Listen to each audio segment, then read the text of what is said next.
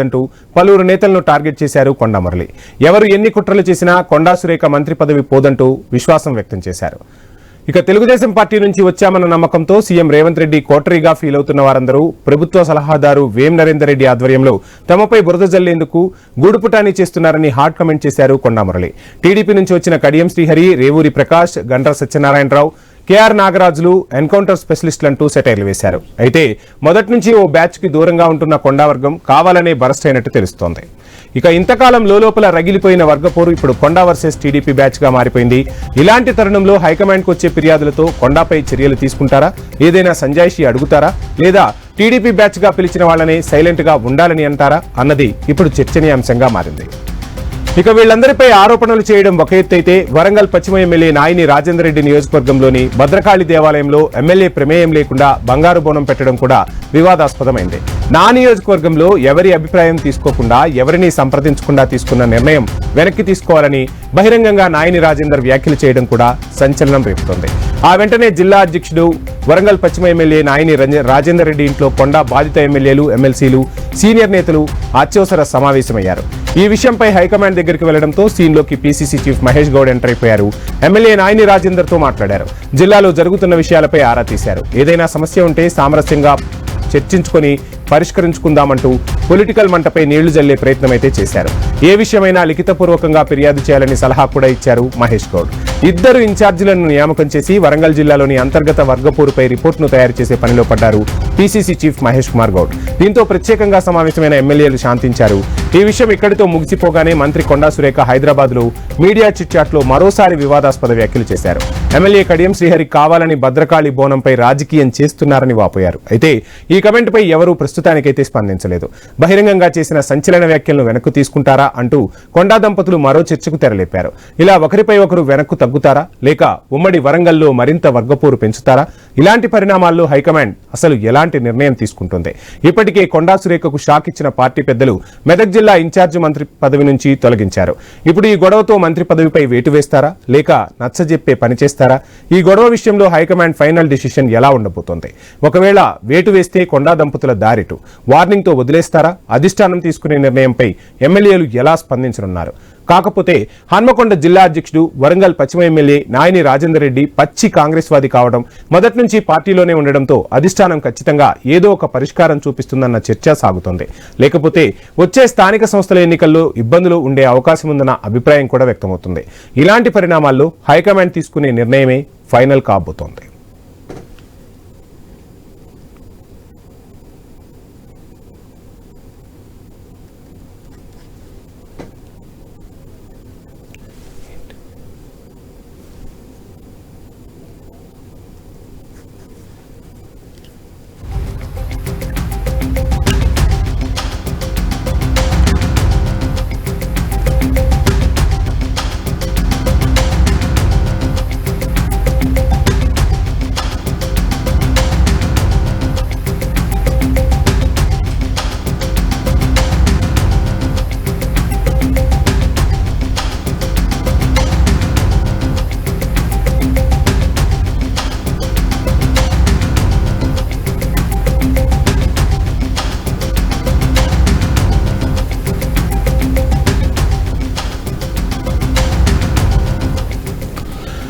మొత్తంగా వరంగల్ కాంగ్రెస్ రాజకీయం అయితే ఇప్పుడు బగ్గుమంటోంది. వర్గపోరును చల్లార్చేందుకు కాంగ్రెస్ అధిష్టానం అడుగులు వేస్తుండగా తెలుస్తుంది. ఇదే అంశంపై మనతో మాట్లాడేందుకు మా స్పెషల్ కరెస్పాండెంట్ సునీల్ సిద్ధంగా ఉన్నారు. సునీల్, చూస్తున్న మొత్తంగా వరంగల్లో కాంగ్రెస్ వర్గపోరు అయితే బహిర్గతమైపోయింది. మొత్తంగా కొండా వ్యాఖ్యలతో వర్గపోరు ఒక రకంగా చిచ్చు రేపిందనే చెప్పాలి. దీన్ని చల్లార్చేందుకు అధిష్టానం అయితే ప్రయత్నాలు చేస్తుంది.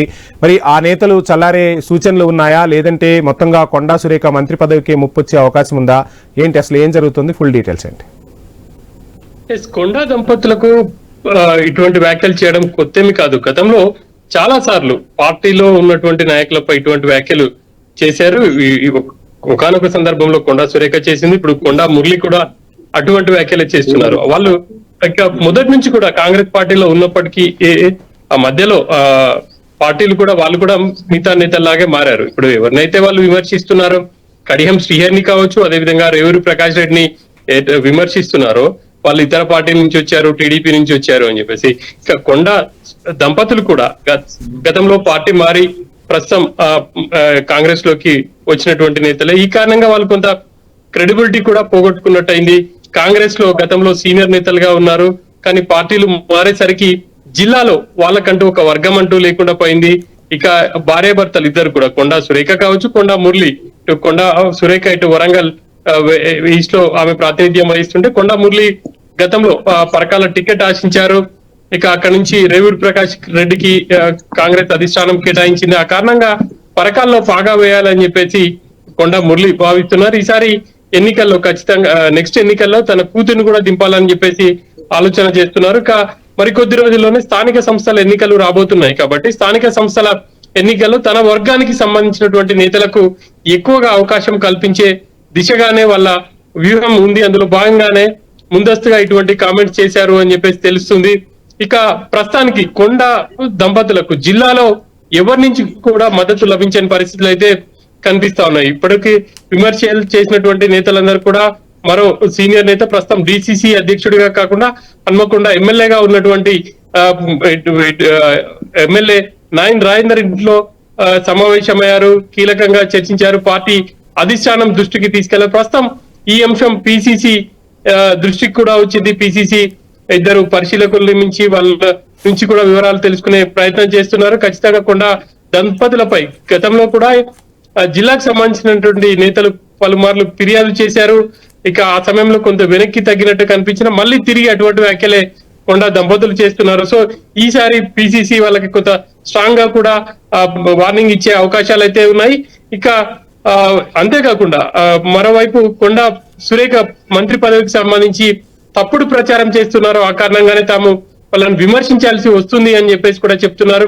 ఇక మంత్రి పదవి అంశం కావచ్చు, మిగతా అంశాల పార్టీ పదవులు, ఇక రాబోయే రోజుల్లో ఎమ్మెల్సీ కొండా మురళికి సంబంధించి ఎమ్మెల్సీ ఇవన్నీ కూడా పిసిసి చేతిలో లేవు, ఏఐసిసి నిర్ణయం తీసుకుంటుంది.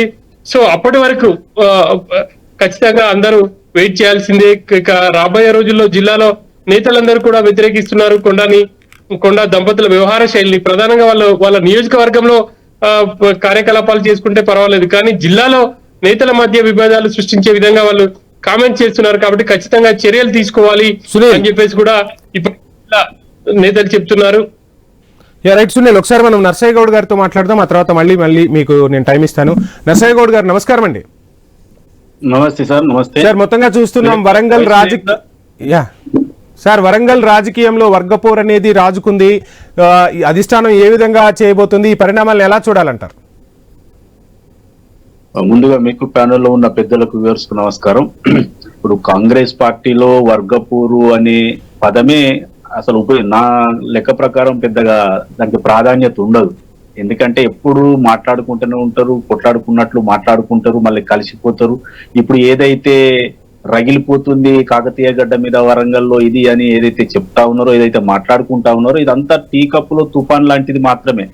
ఇది పెద్ద నిలబడి దీంట్లో వర్గపూర్ వచ్చేసి మొత్తం రేపు కొట్లాడుకొని ఎక్కడ మంత్రి పదవులు పోయి ఇవన్నీ జరిగేటి ఏమీ లేవు. కాకపోతే మనసులో ఉన్న కొంత ఇబ్బందిని వాళ్ళు బయట పెట్టడం వల్ల కొంత చర్చకు దారి తీసిందే తప్పితే, అది కూడా ఆల్రెడీ ఇమ్మీడియట్లీ ఇద్దరు పరిశీలకులను పంపించేసి దాని మీద విషయాలు తీసుకొని ఏం చేయాలన్న ఆలోచనలో మన పిసిసి అధ్యక్షుడు ఉన్నారు. అధ్యక్షుడు కూడా ఆల్రెడీ చెప్తా ఉన్నారు.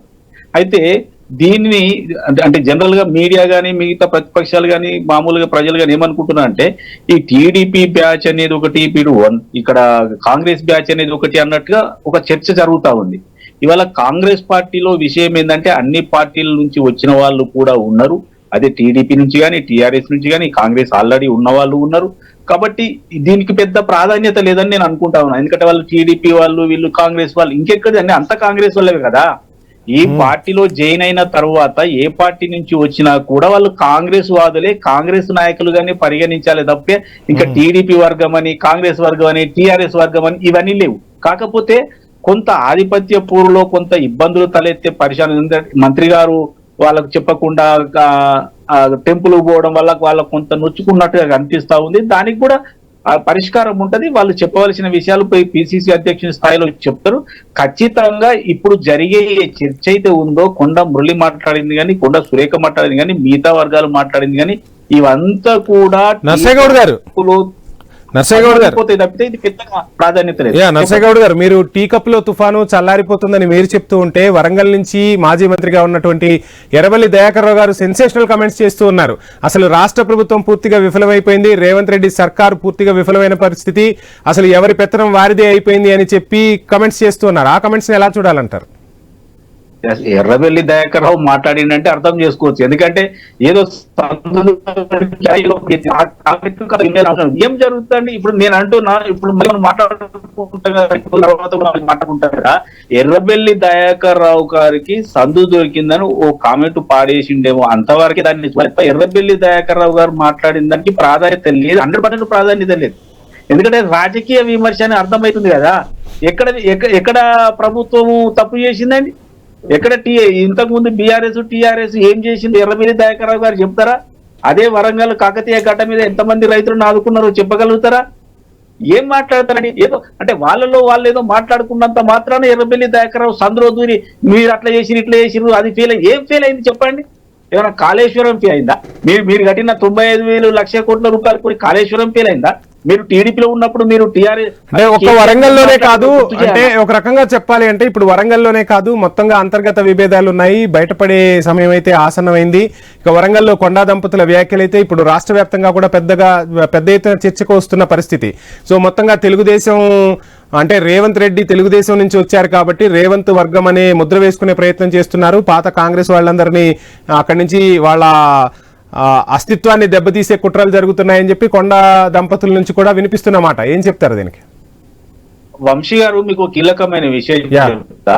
ఇప్పుడు ఈ భారతదేశంలో అన్ని మతాలు, అన్ని జాతులు, అన్ని కులాలు ఎట్లయితే కలిసి ఉన్నాయో అందరి కలిసి ఏకంగా ఎలా అయితే ప్రవర్తిస్తారో, ఇప్పుడు యుద్ధం వచ్చినప్పుడు కానీ మంచి కానీ చెడు కానీ, అలాగే కాంగ్రెస్ పార్టీలో కూడా మనస్పర్ధలు ఏదైతే అంటున్నారో ఈ ప్రతిపక్షాలు అంటా ఉన్నాయో ఇదే మా బలం.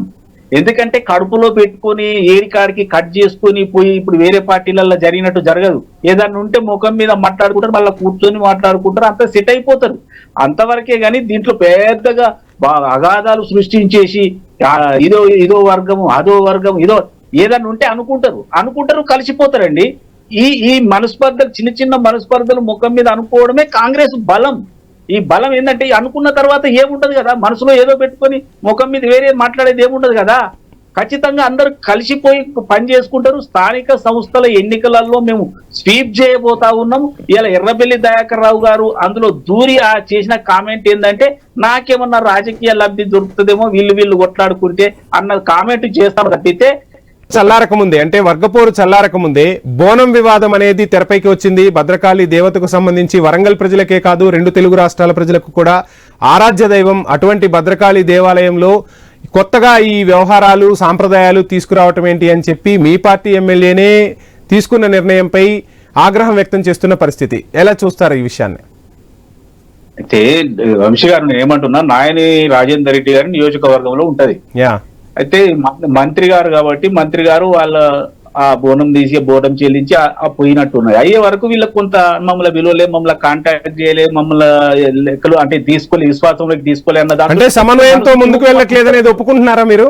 అంటే కాంగ్రెస్ వరంగల్లో కాంగ్రెస్ నేతలందరూ చర్చించుకోకుండానే ఎవరికి వచ్చినట్టు వాళ్ళు డిసిషన్స్ తీసేసుకుంటున్నారు అనేది బహిరంగంగా చెప్తున్న మాటేనా? మంత్రి గారు వారిని కాంటాక్ట్ చేసినప్పుడు అందుబాటులో లేకపోవచ్చు, మిస్ఇన్ఫర్మేషన్ ఉండొచ్చు, డిస్ఇన్ఫర్మేషన్ ఉండొచ్చు, కానీ దీంట్లో మనస్పర్ధలు అయితే లేవు.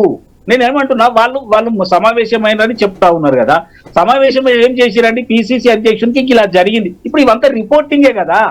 ఏదైనా సమస్య ఉంటే పిసిసికో లేకపోతే ఇన్ఛార్జికో లేకపోతే ప్రత్యేక పరిశీలకులకో వాళ్ళకి ఇన్ఫర్మేషన్ ఇస్తారు, దాంతో అన్ని సెట్ అయిపోతాయి. ఇది ఎప్పటికప్పుడు సరి చేసుకుంటూ పోవలసిన విషయం తప్పితే ఇవాళ గీత గీస్తే ఇట్లాగే ఉంటదని పార్టీ కదండి. ప్రజలు పార్టీ అందరూ కూడా ఉంటారు, అన్ని రకాల మనుషులు అన్ని వర్గాల నుంచి వచ్చిన వాళ్ళు ఉంటారు. వాళ్ళ అభిప్రాయ భేదాలు కూడా కొన్ని ఉంటాయి. నా దృష్టిలో ఇలా అభిప్రాయ భేదాలను ఎప్పటికప్పుడు అనుకొని పరిష్కరించుకోపోవడమే కాంగ్రెస్ బలం. అదే వేరే పార్టీలో చివరి దాకా తెగేదాకా కూడా తెలియదు. ఇదే ఎర్రబెల్లి దయాకర్ రావు గారు ఏమని మాట్లాడిండు కేసీఆర్ను, ఏమని నేను చెప్తే ఆ భాష బాగుండదు, కానీ మళ్ళీ ఈయన పోయి అందులోనే చేరిండు. కాబట్టి నేను ఏమంటున్నా, ఈ మాటలు ఉండవు కాంగ్రెస్ లో, ఇట్లా ఉండవు. ఏదైనా కోపం వస్తే ఓ మాట అనుకుంటారు, ముఖం మీద అనుకుంటారు, కావాలంటే కంప్లైంట్ కూడా చేసుకుంటారు. అదే ఇప్పుడు మీనాక్షి నటరాజన్ బాధ్యతలు చేపట్టిన తర్వాత నర్సేగౌడ్ గారు, మీనాక్షి నటరాజన్ బాధ్యతలు చేపట్టిన తర్వాత పార్టీలో ఏవైనా విభేదాలు ఉంటే అంతర్గతంగా చర్చించుకోవాలి తప్పించి బహిరంగ వేదికల మీద ఎటువంటి ప్రకటనలు చేయవద్దని చెప్పి ఒక రకంగా నేతలందరికీ కూడా చురకలంటించిన పరిస్థితి. ఈ మధ్య వరుస సమీక్షలు సమావేశాలు నిర్వహించిన తర్వాత ఒక్కసారిగా కొండా దంపతులు అదేవిధంగా కొండా మురళి చేసిన కమెంట్స్ అయితే రాష్ట్ర వ్యాప్తంగా పెద్ద ఎత్తున చర్చకు దారితీస్తున్న పరిస్థితి. మరోవైపు పిసిసి అధ్యక్షుడు మహేష్ కుమార్ గౌడ్ కూడా ఈ అంశాన్ని కొంత తీవ్ర స్థాయిలోనే తీసుకున్న పరిస్థితి. ఎలా చూడాలంటారు ఈ అంశాలన్నీ మరి? సరే, ఇప్పుడు వంశీ గారు, ఇప్పుడు ఉన్న పరిస్థితి ఏంటంటే కాంగ్రెస్ పార్టీ బలంగా ఉంది, ప్లస్ క్రమశిక్షణతో ఉన్నది. ఎక్కడైనా ఒకటి అరా ఇలాంటివి ఏవైనా వస్తే మీడియాకు వచ్చినా లేకపోతే బహిరంగంగా చేసినా వారికి ఖచ్చితంగా వాళ్ళ దగ్గర నుంచి సమాధానం తీసుకుంటారు. అవసరమైతే కఠిన చర్యలు కూడా తీసుకుంటారు. అందులో అనుమానం లేదు. ఎవరిని ఉపేక్షించే అవకాశం కాంగ్రెస్ పార్టీలో ఇప్పుడు లేదు. ఈ వర్గాలు ఇవన్నీ ఏం లేవండి. అందరూ కలిసి పనిచేయవలసిన సమయం వచ్చింది. ఎందుకంటే స్థానిక సంస్థల ఎన్నికలు ఎదుర్కోవాల్సిన అవసరం ఉంది, స్వీప్ చేయవలసిన అవసరం ఉంది. అక్కడ బీఆర్ఎస్ పూర్తిగా బలహీనం అయిపోయింది, బీజేపీ అసలు గాడిలోనే లేదు. కాబట్టి ఇలాంటి సమయంలో 100% సీట్లు తెచ్చుకోవాల్సిన సమయంలో ఇది వచ్చినప్పుడు ఖచ్చితంగా పిసిసి స్పందిస్తుంది. అవసరమైతే ఓ షోకాజ్ నోటీస్ ఇస్తుంది, ఇన్ఫర్మేషన్ తీసుకుంటది. ఇంకా కూడా ఏదైనా ఇబ్బంది ఉన్నది అనుకున్నప్పుడు మళ్ళీ కూర్చొని మాట్లాడుకుంటారు. అంతవరకే తప్ప ఈ పార్టీలో భారీ ఎత్తున ఏదో మార్పులు జరుగుతున్నాయి అనేది మాత్రం అబద్ధం. నేను ఇప్పటికి కూడా ఒకే మాట చెప్పదలుచుకునేది ఏంటంటే ఈ వివాదం కాకతీయ గడ్డ మీద జరుగుతున్నటువంటి మామూలు చిన్నపాటి చిన్న మనస్పర్ధలు ఏదైతే ఉన్నదో అది టీ కప్పులో తుఫాను లాగా తేలిపోతుంది తప్పితే అవతలి పార్టీ వాళ్ళు ఏదో సందులో దూరి మాట్లాడినట్టుగా ఏమీ లేదు. మా గవర్నమెంట్ 18 నెలల్లో ఎంత చేయాలనో అంతకంటే ఎక్కువగా చేస్తుంది. ప్రజలు కూడా అర్థం చేసుకొని స్పందిస్తా ఉన్నారు కదా. ఏ వర్గం కూడా, ఇప్పుడు మీరు నాకు టైం ఇస్తే చెప్తే, ఏ వర్గం కూడా అసంతృప్తిలో లేదు. ప్రతి వర్గం కూడా కాంగ్రెస్ పార్టీతోటే ఉంది, కాంగ్రెస్ ప్రభుత్వంతోటే ఉంది.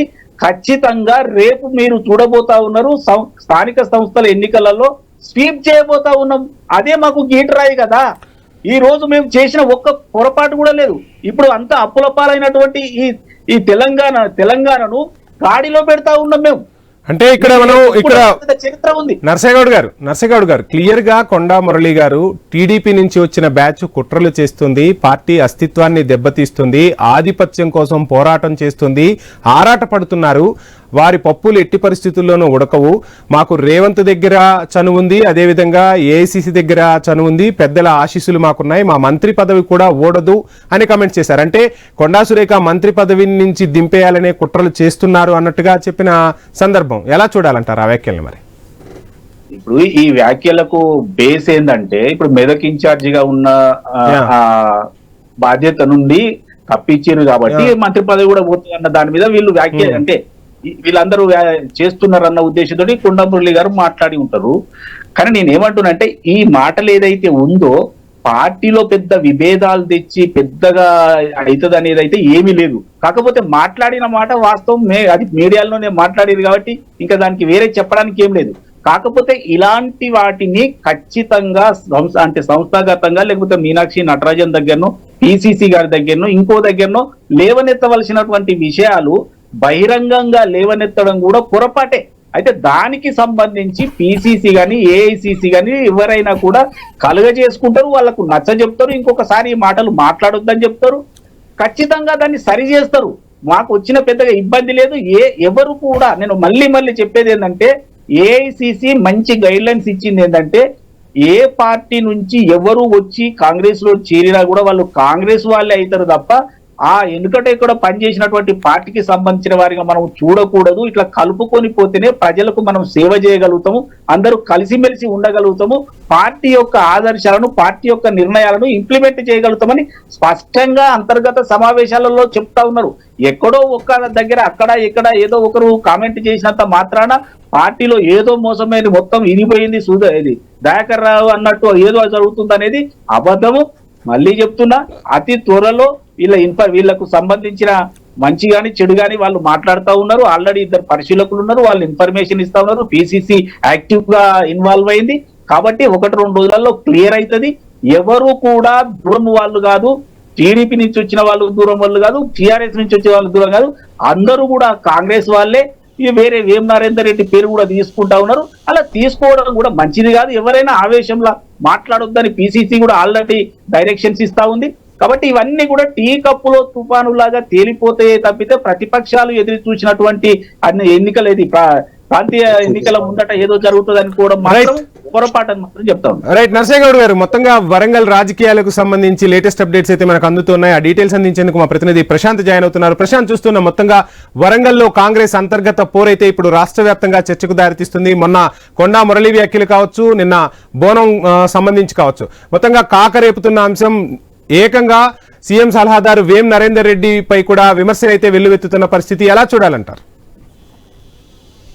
పవన్, మొత్తానికైతే వరంగల్ అధికార పార్టీ కాంగ్రెస్ లో వర్గపోరు కాకారేపుతుంది. అందులో ముఖ్యంగా మొదటగా మాజీ ఎమ్మెల్సీ కొండా మురళీధర్ రావు ఏదైతే రాహుల్ గాంధీ జన్మదిన వేడుకల్లో వరంగల్ పోచం మైదాన్ సెంటర్ లో మాట్లాడిన మాటలు ముఖ్యంగా వారి అభద్రతా భావాన్ని సూచిస్తున్నాయని ముఖ్యంగా తెలుస్తుంది. ఎందుకంటే టీడీపీ నుంచి వచ్చినటువంటి కోటరీ వాళ్ళంతా కూడా కోటరీగా ఏర్పడి మాపై కుట్రల పని మా మంత్రి పదవి తీసేసే ప్రయత్నం చేస్తున్నారు. ఇక్కడ స్థానిక ఎమ్మెల్యేలంతా కలిసి అక్కడ ప్రభుత్వ సలహాదారుడుగా ఉన్నటువంటి వేం నరేందర్ రెడ్డిని ఆశ్రయించి సీఎం కు లేనిపోని మాటలు చెప్పి మమ్మల్ని ఏదో చేయాలని చూస్తే వారి వల్ల ఏమీ కాదు, మా మంత్రి పదవి పోదు అంటూ వారిని ఉద్ఘటిస్తూ ముఖ్యంగా అటు స్టేషన్ గన్పూర్ ఎమ్మెల్యే కడియం శ్రీహరిని ముఖ్యంగా కనుబొమ్మలు లేనోడు అంటూ కూడా అటు ఉద్ఘటిస్తూ అతన్ని ఇండైరెక్ట్ గా మాట్లాడాడు. అదేవిధంగా ఎన్కౌంటర్ల స్పెషలిస్ట్ అంటూ వర్ధనపేట ఎమ్మెల్యేను కేఆర్ నాగరాజును చెప్పాడు. అదేవిధంగా 75 ఏళ్ల ముసలోడు అంటూ పరకాల ఎమ్మెల్యే రేవూరు ప్రకాష్ రెడ్డిని చెప్తున్నాడు. అదేవిధంగా భూపాలపల్లి ఎమ్మెల్యే గండ్ర సత్యనారాయణ. అయితే వీళ్ళంతా కూడా టీడీపీ కుట్ర నుంచి వచ్చిన వారే కావడంతో ఎస్పెషల్లీ మాపై కుట్రలు పన్నుతున్నారంటూ కూడా వారందరినీ కూడా కొండ మురళి బహిరంగ సభలో మాట్లాడడంతో అయితే ఒక్కసారిగా ఈ యొక్క వర్గపోరు బయటపడమే కాకుండా వారంతా కూడా ఒక తాటిపైకి వచ్చిన పరిస్థితి ఏర్పడింది. మరోవైపు ఈ దేవాదాయ శాఖ మంత్రిగా ఉన్న కొండ సురేఖ వరంగల్ పార్లమెంట్ పరిధిలోని ఈ ఎమ్మెల్యేలందరి నియోజకవర్గాలలో ఎమ్మెల్యేలకు సంబంధం లేకుండా అటు ఆలయాల కమిటీలో సభ్యులను చేరుస్తూ ఆమె స్వంత నిర్ణయాలు తీసుకుని అందరి ఎమ్మెల్యేలను అభిప్రాయాలను గౌరవించకుండా మంత్రిగా తన విచక్షణ అధికారులను అనవసరంగా చిచ్చులు పెట్టే విధంగా ఉపయోగించిందని చెప్పేసి ఇటు వర్ధనపేట ఎమ్మెల్యే సంబంధించి ఐనవోలు దేవస్థానంలో, అటు స్టేషన్ గన్పూర్ నియోజకవర్గానికి సంబంధించి చిలుపూరు దేవస్థానంలో, ఇటు వరంగల్ కు సంబంధించి వరంగల్ భద్రకాళి దేవస్థానంలో కమిటీ సభ్యుల విషయంలో కావచ్చు, ప్రత్యేకంగా బంగారు బోనం అంటూ సర్క్యులర్ జారీ చేసిన విషయంలో కనీసం ఎమ్మెల్యేకు ఆ సమాచారం ఇవ్వకపోవడంతో ఇటు ఎమ్మెల్యే నాయన రాజేందర్ రెడ్డి నొచ్చుకున్నాడు. అటు పరకాల ఆ కుంకుమేశ్వర స్వామి దేవాలయం సంబంధించి ఆ బోర్డు విడుదల చేసిన సభ్యుల పేర్లలో కూడా స్థానిక ఎమ్మెల్యేని కన్సల్ట్ చేయకుండా ఇలా అందరి ఎమ్మెల్యేలలో వాళ్ళ అభిప్రాయాలు తీసుకోకుండా ఇలా వ్యవహరించినట్టే ఈ యొక్క అభిప్రాయ భేదాలు వచ్చాయని తొలుత ఎమ్మెల్యేలు భావించారు. అయితే ఆ విషయాన్ని అధిష్టానం దృష్టికి తీసుకెళ్లి వారు బయటికి రాకున్నప్పటికీ కూడా కానీ కావాలని మాత్రము ఆ కొండ సురేఖ దంపతులు ఇద్దరు కొండ మురళి కొండ సురేఖ మమ్మల్ని ఎమ్మెల్యేలుగా పనిచేసుకోవడం ఇవ్వలేదు, మమ్మల్ని నియోజకవర్గాలలో ఇలా ఇబ్బందులు పెడుతున్నారు అటు పోలీస్ డిపార్ట్మెంట్ పోస్టింగ్ల విషయంలో కావచ్చు, ఇటు దేవాలయాల కమిటీల విషయంలో కావచ్చు, మొదటి నుంచి కూడా మమ్మల్ని ఇబ్బందులకు గురి చేస్తున్నారని గతంలో ఆ అధిష్టానం దృష్టికి తీసుకెళ్లారు. అయితే బహిరంగంగా ఎప్పుడైతే కొండ మురళి వ్యాఖ్యలు చేశాడో వీరు కూడా బహిరంగంగా బయటకు వచ్చి నిన్న ఇటు సీనియర్ నేతగా ఉన్నటువంటి పార్టీ విధేయుడిగా ఉన్నటువంటి నాయని రాజేందర్ రెడ్డి ఇంట్లో వీళ్ళంతా కూడా మూకుమ్మడిగా సమావేశమయ్యారు. ముఖ్యంగా ఇటు ఈ సమావేశానికి వరంగల్ జిల్లా అధ్యక్షురాలు ఎర్రబెల్లి స్వర్ణతో పాటు వరంగల్ నగర మేయర్ గుండు సుధారాని కూడా ఈ యొక్క సమావేశానికి హాజరయ్యారు. వీళ్ళంతా కూడా టీడీపీ నుంచి వచ్చిన వారు కావడంతో ఇటు గుండు సుధారాని, గండ్ర సత్యనారాయణను, ఇటు రేవూరు ప్రకాష్ రెడ్డిని, కడియం శ్రీహరిని టార్గెట్ చేస్తూ మాట్లాడుతున్నాడు. అదేవిధంగా వర్ధనపేట ఎమ్మెల్యే కేఆర్ నాగరాజు విషయంలో కూడా ఇలానే టార్గెట్ చేసి మాట్లాడడంతో అయితే అందరూ నొచ్చుకొని వీళ్ళంతా మూకుమ్మడిగా అధిష్టానానికి తమ అభిప్రాయాలు చెప్పాలనుకున్నారు. అయితే ముఖ్యంగా ఏదైతే నిన్న ఈ రోజు బర్నింగ్ టాపిక్ గా ఉన్న తెలంగాణ భద్రకాళి దేవస్థానంలో బంగారు బోనం పేరుతోటి ఇచ్చిన సర్క్యులర్ విషయంలో స్థానిక పశ్చిమ ఎమ్మెల్యే నాయని రాజేందర్ రెడ్డిని కనీసం సంప్రదించకుండా ఇక్కడి భక్తుల మనోభావాలను తెలుసుకోకుండా ఈ యొక్క సర్క్యులర్ జారీ చేయడాన్ని బహిరంగంగానే వ్యతిరేకించి దీన్ని విరమించుకోవాలని నాయన రాజేందర్ రెడ్డి చెప్పాడు. ఈ నేపథ్యంలోనే మిగతా ఎమ్మెల్యేలు కూడా అతనికి సపోర్ట్ గా వచ్చి మా పరిస్థితి కూడా కొంత అధిష్టానం దృష్టికి తీసుకెళ్లాలని సీనియర్లుగా ఉన్నప్పటికీ కూడా టీడీపీ నుంచి మేము కాంగ్రెస్ పార్టీకి వచ్చి మేము ఎలాంటి బహిరంగ వ్యాఖ్యలు చేయలేదు, కానీ కొండ మురళీధర్ రావు చేసిన వ్యాఖ్యలను ఖచ్చితంగా అధిష్టానం దృష్టికి తీసుకెళ్లాలని హన్మకొండ జిల్లా అధ్యక్షుడిగా ఉన్న వరంగల్ పశ్చిమ ఎమ్మెల్యే నాయన రాజేందర్ రెడ్డి కోరడంతో నిన్న వారి ఇంట్లో ప్రత్యేక సమావేశం అనంతరం అయితే అతను అటు పిసిసి అధ్యక్షుడు మహేష్ కుమార్ గౌడ్కి ఈ విషయాన్ని విన్నవించాడు. అయితే వారు కూడా ఫోన్ లో మాట్లాడుతూ అటు పిసిసి అధ్యక్షుడు మహేష్ కుమార్ గౌడ్ పూర్తి వివరాలను నాకు లిఖిత పూర్వకంగా అందించాలి. అదేవిధంగా కొండ మురళి వ్యాఖ్యల పైన కావచ్చు, బంగారు బోనం పైన ఇద్దరిని అధిష్టానం నుంచి నియమిస్తున్నాం. వారు ఇచ్చే తుది నివేదిక ఆధారంగానే మేము చర్యలు తీసుకుంటాము. అప్పటి వరకు అందరూ కూడా సంయమనం పాటించాలి. ఎమ్మెల్యేలు ఎవరు ఉన్నా కూడా ఇలా బహిరంగ వ్యాఖ్యలు చేయకూడదు. వాళ్ళంతా కూడా అధిష్టానం దృష్టికి లిఖిత పూర్వకంగా రాతపూర్వకంగా మాత్రమే వేయాలి. అయితే అధ్యక్షుడిని కలవాలి, లేదంటే రాష్ట్ర వ్యవహారాల ఇన్ఛార్జ్ మీనాక్షి నటరాజన్ కలవాలి. కానీ ఇలా బహిరంగ వ్యాఖ్యలు చేయకూడదంటూ కూడా అటు పిసిసి అధ్యక్షుడు మహేష్ కుమార్ ఎమ్మెల్యేలకు చెప్పాడు. Right, thanks for updates Prashant, and thank you మిఠా నరసింహ గౌడ్ గారు డిబేట్ లో పార్టిసిపేట్ చేసినందుకు. ఇవి ఇప్పుడు